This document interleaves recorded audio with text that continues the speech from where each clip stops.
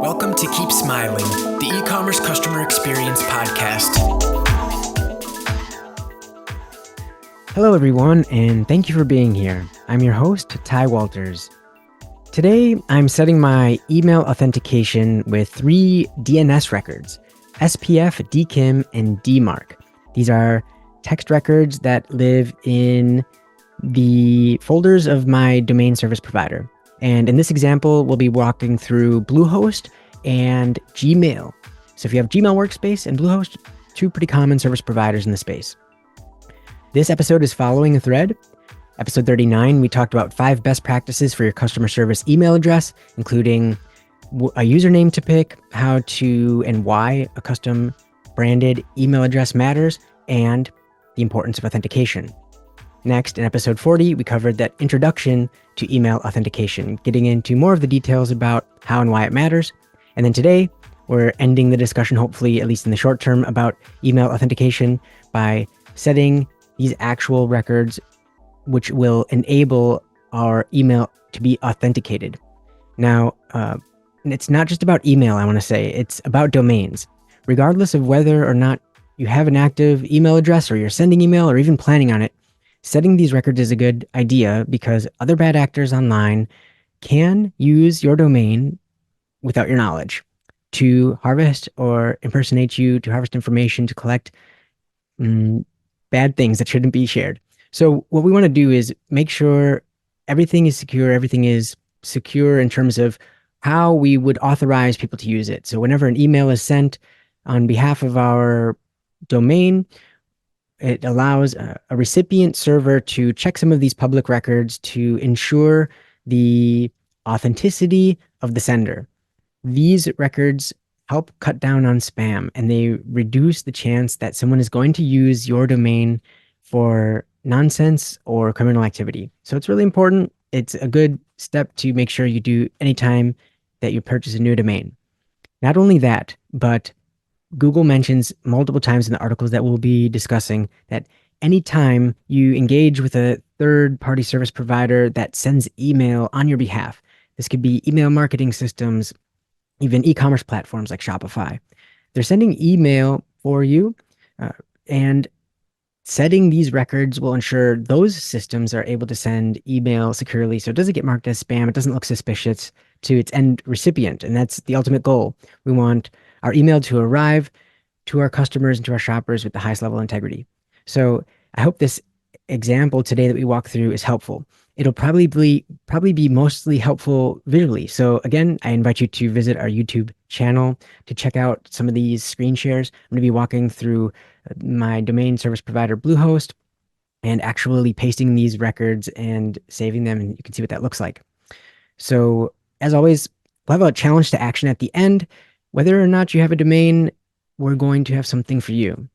And as always, with that, we're going to start a 5-minute one-take segment. We're going to be setting live, actual, authentic SPF, DKIM, and DMARC domain records for a domain that I own. Let's jump in.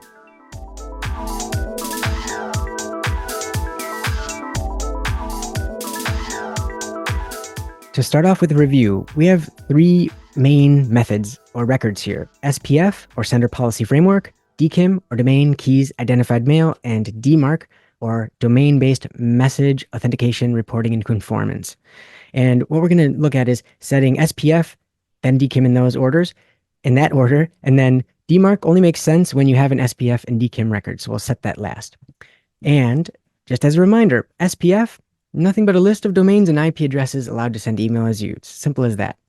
DKIM, that's going to be a public and private key that we're sending with each email to be able to, for a recipient server to be able to take that and prove that it's actually authentic. And then DMARC, this is a policy that we're going to instruct or give to recipient servers and inform them how we would like them to handle our email when it's sent with our domain, and if and when it ever fails either and or SPF and DKIM methods. So upon failures, what do we do with it? And we have control over that as the domain owner. So let's proceed.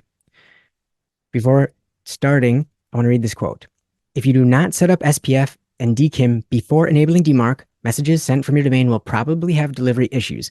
Allow 48 hours after setting up SPF and DKIM before setting up DMARC. That's from Google. With that, let's proceed.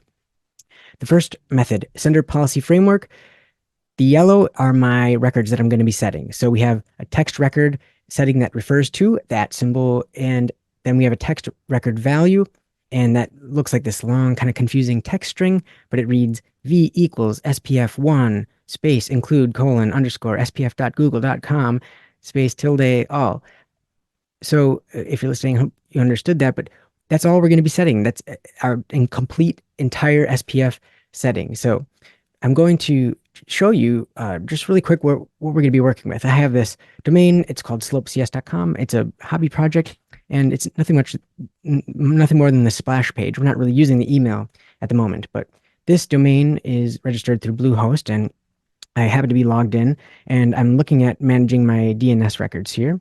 And I have the ability to add a new record, and we're going to step through that. So I know that the SPF record is a text record, and I know that that first setting is going to be the @ symbol, and then the text value I'm going to grab from our previous slide.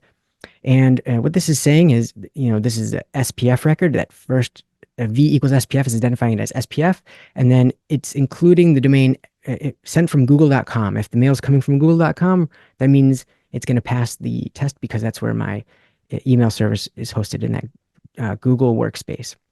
And for this setting, it doesn't matter as much. I think there's recommendations 1 to 2 hours is pretty normal. I'm going to set this for 1 hour for this example, and then we click on add. Success, DNS records updated. Please allow 24 hours for changes to take effect. So there we go. SPF is out of the way, and let's go on to the next one.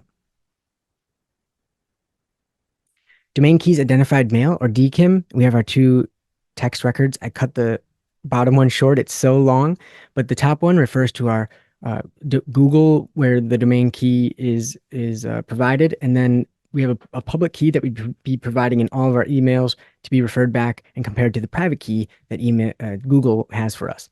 So I'm going to copy and paste these records and insert them into the next text record that we'll be creating. So I'm clicking on add record, selecting the type as txt. This refers to another host. The host name is google._domain key, and a very long text value I'm pasting in. TTL, we'll set for 1 hour, and add. Okay, success. All right. And the final method we'll be setting our DMARC policy. Again, it's in the yellow here. 2 strings of text. The first one identifies it as a DMARC record, and the second one are the details of the policy. Here, the V, out of time, we'll go in a little extra here. The first V equals DMARC identifies that as it's just the initial required, has to be in that first spot to identify it as the proper record. P equals none is saying that if it fails our SPF or DKIM tests, we don't want to do anything special with it. You can accept or receive the email as normal. And then the RUA equals followed by a mail to and then an email address. That is the email that's specified for where you would like your DMARC reports to be sent to. An email is configured, and anytime your domain interacts with recipient mail servers and there's interactivity there, they're going to send you a summary of that report. It's pretty technical, and there's ways to approach it. We're not going to get into that for this episode here. So let's set our DMARC method, and that'll be the final step. So back into our domain service provider, and we're going to add a record. It's a text record again, just like the other 2. And in this case, I took a look at some other resources, and it looks like for Bluehost, we're going to be setting _DMARC as that first record value.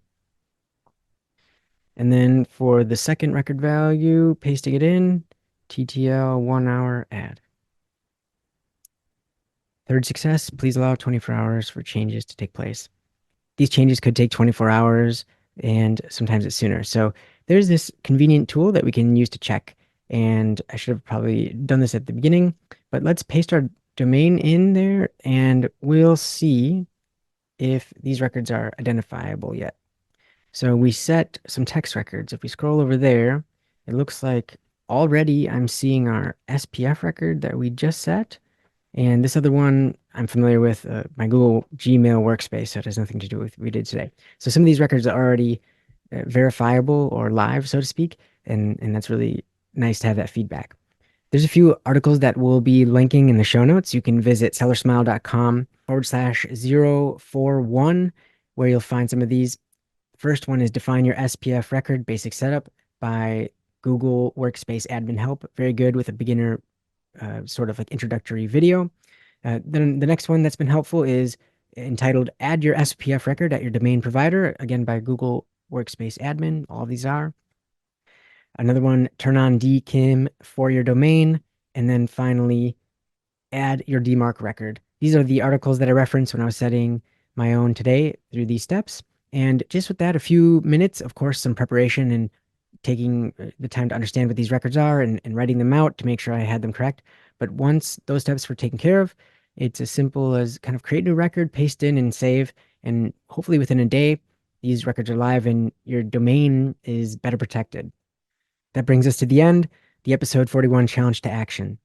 Publish and verify your SPF, DKIM, and DMARC records today.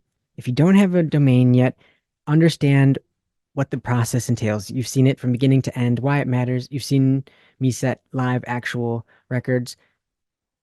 Take action, understand what's coming when you purchase that domain and when your store is live or whatever your enterprise is. On the other hand, if you already have a domain or several, my advice would be to schedule out time to set these records for each one of your domain. It could get complicated, and if you have a long-standing business that's been operating for a long time, you might have many different third-party service providers that you need to integrate or create records for. So start that process. Maybe you already have existing records that need to be updated. Whatever the case is, take a look at those and make sure they're set and correct. A lot of the changes that Gmail and Yahoo have announced are already taking effect. So you want to make sure that your records are correct. So your email continues to be received the highest level of confidence. That's all we have today. Thank you so much, and we'll see you in 42.